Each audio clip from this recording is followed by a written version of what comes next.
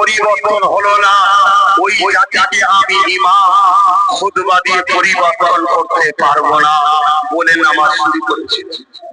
তাই আমিও বলছি এ জাতিকে, এ সমাজকে আমার মতো আপনাদের দিকে বুঝাতে আর পারবে কি জানি না। কেননা এ জাতি দৈনন্দিন জীবনে রোজ দেখছে আমাদের উপরে হত্যা হচ্ছে, খুন হচ্ছে, জুলুম হচ্ছে, আমাদের অকাত চলে যাচ্ছে, আমাদের কবরস্থান সবকিছু চলে যাচ্ছে। যদি এ জাতি এখনো পরিবর্তন না হয়, এ জাতিকে বুঝানো মনে হয়, বক্তব্য দিয়ে পরিবর্তন করা মনে হয় আর সম্ভব হচ্ছে না। তবে হ্যাঁ, পরিবর্তন হবে তো বটে। কবে হবে? যেদিন এ জাতির সংখ্যাটা কমে যাবে। ইতিহাস বলছে যতদিন আমাদের মধ্যে সংখ্যা গরিষ্ঠতা ছিল, আমরা সংখ্যা অনেক ছিলাম, আমাদের মধ্যে হাজারো দলে বিভক্ত হয়ে গেছি। আমরা হাজারো দলে বিভক্ত হয়ে যে একজন এক দিকে আমাদেরকে টেনে নিয়ে যাচ্ছে। তাই আমরা ইচ্ছা থাকলেও উপায় আমাদের নাই।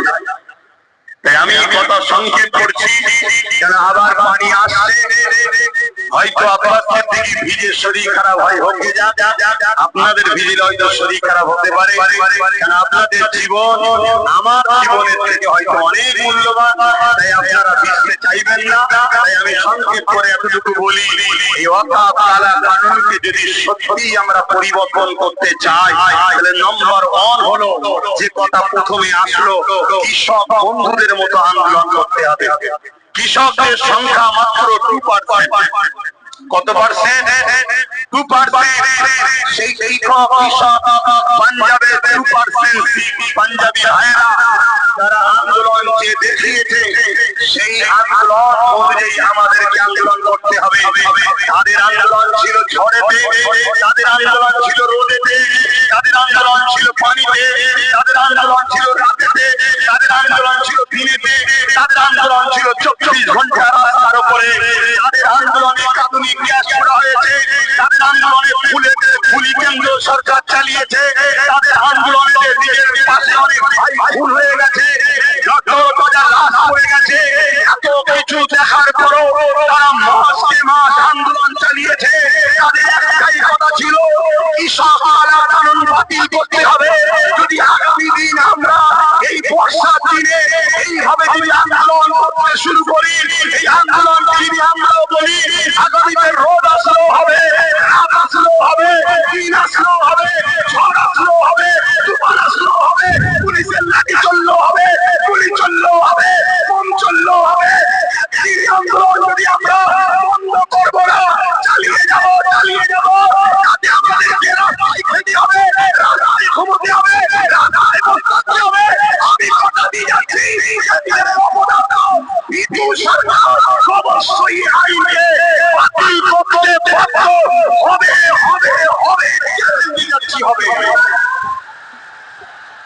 কিন্তু আমরা যদি পানিতে ঘরে চলে যাই, রোদে যদি ছেড়ে যাই, রাতে যদি ঘুমিয়ে যাই, খাবার জন্য যদি ব্যস্ত হয়ে যায়, তাহলে মনে রাখবে আগামী নতুন প্রজন্ম, আমাদের বাচ্চারা জন্ম নেবে হয়তো ঠিকই, কিন্তু মুখে বোবা হবে, চোখ থাকলেও কানা হবে, কান থাকলেও কানা হবে, এবং যারা হবে এই দেশেরই পুঁজিপতিদের শুধুমাত্র চাকর গোলাম, এছাড়া আর কিছু নয়। আর আমাদের বেটিরা যদি এইভাবে আমরা জীবন যাপন করি, মনে রাখবেন আগামী দিন এই সমাজের ধনী ধনী পুঁজিপতিদের শুধুমাত্র ভাষা খারাপ লাগলেও বলতে বাধ্য হচ্ছি, রাতের ভোগের পাত্রী ছাড়া দ্বিতীয় কিছু হবে না। বিগত দিন বলেছি, আজকে ঘটছে, আজ বলেছি, আগামী দিন ঘটবে যদি আমরা জীবনের ধারা পরিবর্তন না করি।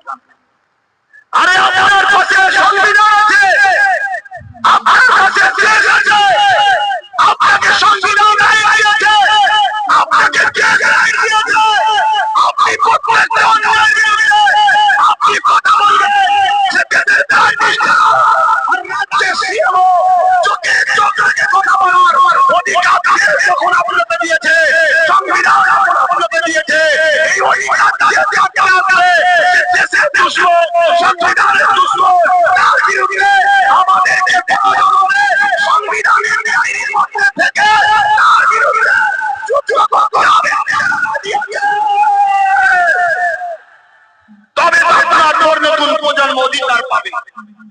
তবে আপনারা নতুন প্রজন্ম ইতিহাস পাবে।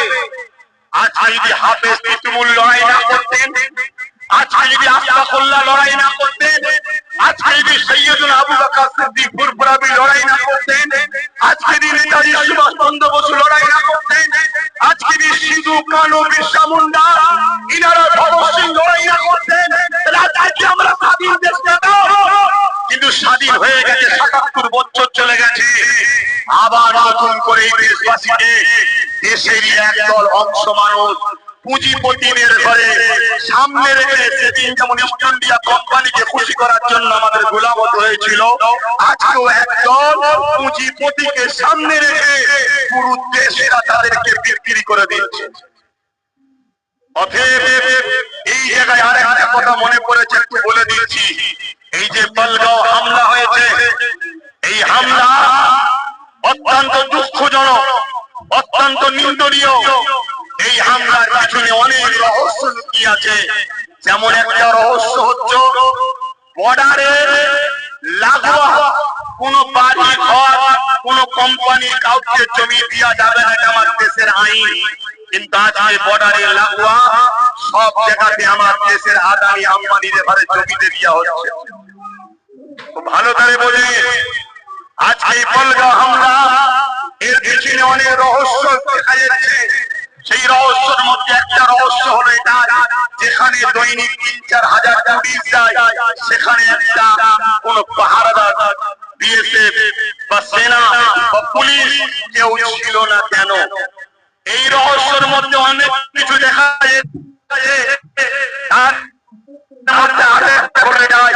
৩০০ কিলোমিটার যেখানে হামলা হয়েছে, সেখান থেকে বর্ডার আসলো, অস্ত্র হাতে নিয়ে মারলো, আবার চলে গেল, ধরতে পারলো না।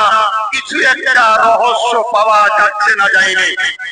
সমাজের কানপাতে অনেকে বলছে বিহার ভোট হয়ে গেছে, পুলওয়ামা আস্তে আস্তে আউট হয়ে যাবে।